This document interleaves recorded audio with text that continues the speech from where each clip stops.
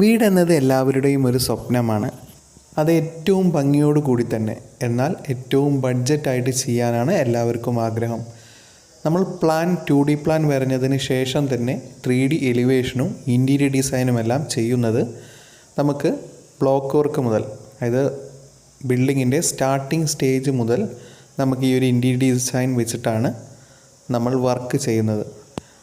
ഇപ്പോൾ ഒരു ലിവിങ്ങിൽ ഒരു പിക്ചർ നൽകി ഒരു ഹാങ്ങിങ് ലൈറ്റോ അല്ലെങ്കിൽ ഒരു വാൾ ലൈറ്റോ കൊടുക്കണമെങ്കിൽ വരെ നമുക്ക് ഇലക്ട്രിക്കൽ വർക്ക് ചെയ്യുന്നതിന് മുമ്പ്, പ്ലാസ്റ്ററിങ്ങിൻ്റെ മുമ്പ് ചെയ്യണം. അതിന് ശേഷം ചെയ്യുകയാണെങ്കിൽ ഒരുപാട് മെയിൻ്റനൻസ് വർക്കും അതുപോലെ തന്നെ വരുന്നതാണ്. ഇപ്പോൾ ഈ കാണുന്ന കിച്ചണ് ഫുള്ളി കബോർഡ് വർക്കാണ് നൽകിയിരിക്കുന്നത്. പണ്ടത്തെ പോലെ ഇപ്പോൾ കിച്ചൺ സ്ലാബൊന്നും ചെയ്യാറില്ല.